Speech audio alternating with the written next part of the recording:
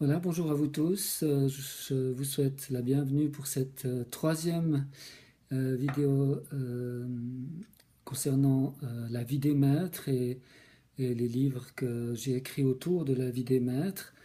Euh, Aujourd'hui, euh, j'ai le plaisir en fait de vous dire que le troisième livre que j'ai écrit, dont j'avais dit dans les vidéos précédentes que j'avais écrit trois livres. Le premier était Le vrai pardon, le deuxième Les 12 quintessences, et qu'il y avait un troisième livre à paraître, Le principe suprême. Ce livre aujourd'hui est paru en France et en Suisse, donc vous pouvez le trouver dans toutes les librairies et sur les boutiques en ligne.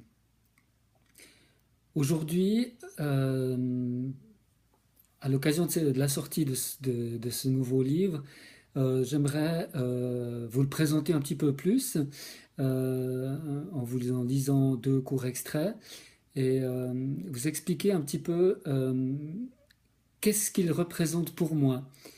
En fait, j'ai écrit Le Principe suprême suite aux deux autres livres parce que quand j'ai lu la vie des maîtres plusieurs fois et chaque fois j'y ai trouvé des sources extraordinaires d'émerveillement et de spiritualité. Euh, Par contre, je me suis dit, mais maintenant, comment faire? Comment arriver concrètement dans notre vie de tous les jours à essayer d'aller dans ce chemin, dans le chemin qui est décrit dans la vie des maîtres, et de pouvoir manifester cette vie dont il nous est parlé. Alors j'ai essayé, je dirais humblement, euh,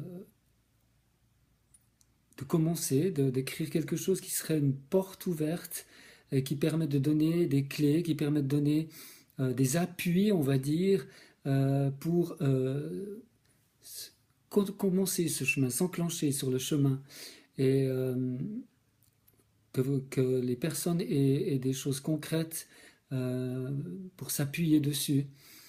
Euh, alors ce livre a deux parties principales, on va dire. C'est la première partie qui explique ce qu'est pour moi le principe suprême, donc cette force que j'appelle le Christ de Dieu en nous, qui est ce pouvoir illimité que Dieu a donné à tous ses enfants et qui malheureusement la plupart du temps est inactif en nous ou peu actif euh, à cause de nos pensées limitées ou parce qu'on est trop absorbé par la vie matérielle et cela nous empêche de consacrer vraiment du temps et notre temps pour développer ce pouvoir, le rendre actif, l'éveiller et ensuite le faire grandir jusqu'au moment où ils peuvent réellement prendre la direction de notre vie et manifester à travers nous ce qui est décrit dans la vie des maîtres. La deuxième partie, ben, ce sont justement ces appuis que j'ai essayé de donner, que j'ai moi-même expérimenté en m'engageant sur ce chemin.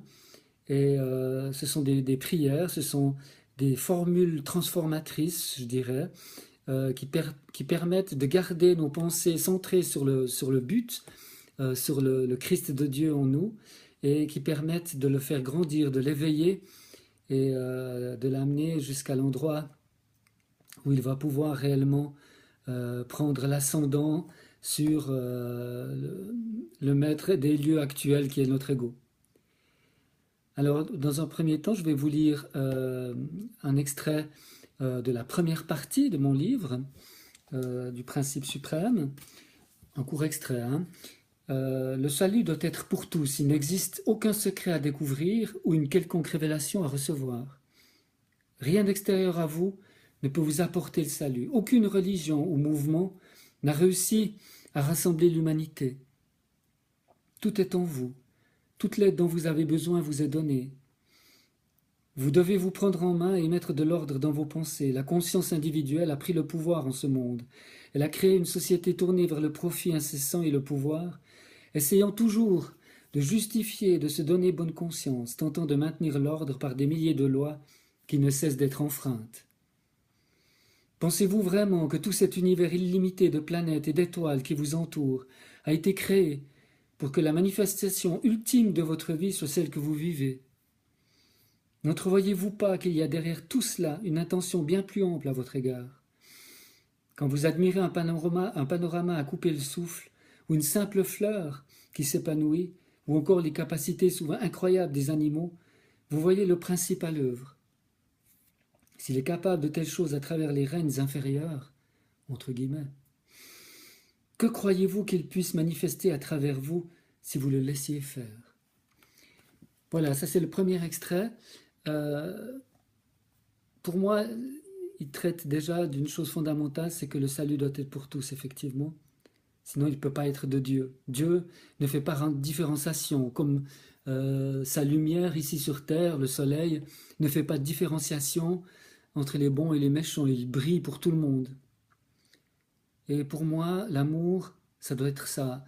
Il y a des êtres en ce moment sur terre qui vivent des choses très dures, qui manifestent des choses et des actes épouvantables. Mais il faut savoir que ces êtres, malgré l'horreur de leurs actes, ou de leurs pensées, ou de leurs manifestations, ont ce pouvoir, le Christ de Dieu en eux. Et que ce pouvoir, quoi qu'ils fassent, ils peuvent toujours y revenir, et ils peuvent toujours l'éveiller et le développer. Voilà, je vais maintenant vous parler un petit peu de la deuxième partie du livre, donc qui concerne un petit peu ce que j'appelle, il y a une partie prière ou ce que j'appelle moi un peu des formules transformatrices, c'est-à-dire des formules qui vous aident dans votre journée de tous les jours à garder le contact avec votre Christ en vous. C'est vrai que dans la vie qu'on mène, souvent on consacre peut-être un quart d'heure le matin ou un quart d'heure le soir peut-être à la méditation, ce qui est magnifique, mais en fait le pouvoir du Christ de Dieu en nous peut s'éveiller uniquement quand tout notre être et toutes nos pensées et tous nos désirs sont centrés sur lui. Et cela est tout à fait possible en vaquant à nos activités journalières, notre travail, mais c'est un exercice qui demande beaucoup d'attention, de concentration, il faut être, on va dire, tenace, il faut ne pas lâcher, ne pas être aussi humble et compatissant envers soi-même, car on a été éduqué et on a des habitudes qui vont totalement à l'encontre de l'éveil du Christ de Dieu en nous. Donc il faut du temps, il faut de la persévérance et une foi énorme, au départ en tout cas. Et chercher sans cesse à rayonner à chaque instant la paix et l'amour autour de nous. Alors je vais vous lire un exemple justement de ces prières, qui est la première du livre. Le Christ de Dieu en moi est maintenant pleinement actif. Il grandit en force, en puissance, en lumière et en influence. Le Christ de Dieu en moi prend l'entière direction de mon être et de ma vie.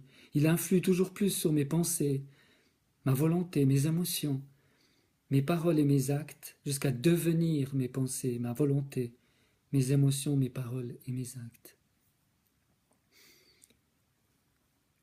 Le Christ de Dieu en moi me donne la force, l'intelligence et la détermination pour renoncer à toutes mes peurs, quelles qu'elles soient, et de m'en remettre entièrement à lui pour toute chose, car son pouvoir en moi est illimité et il est au-dessus de toute chose. Oui, le pouvoir du Christ de Dieu en moi est illimité, il est au-dessus de toute chose, il n'est rien, sur la terre ou dans le ciel, qui soit au-dessus de lui. Il devient maintenant pleinement manifeste dans ma vie. Voilà, ça c'est un exemple d'une des formules de prière ou d'une formule transformatrice qui peut vraiment vous soutenir et vous aider dans ce travail d'éveil du Christ de Dieu en vous. Voilà, je vais en rester là pour aujourd'hui. Je vous remercie de m'avoir suivi. Donc, je vous rappelle, le principe suprême, vous le trouvez aux éditions Helios, sur les sites comme Amazon ou dans les librairies, s'ils ne l'ont pas en stock,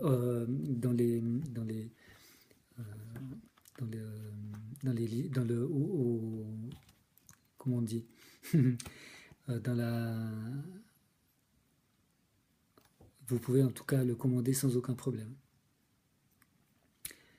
Voilà, je vous dis à bientôt pour une autre vidéo, toujours concernant la vie des maîtres et ce qui concerne les livres que j'ai pu écrire autour de ça. À bientôt.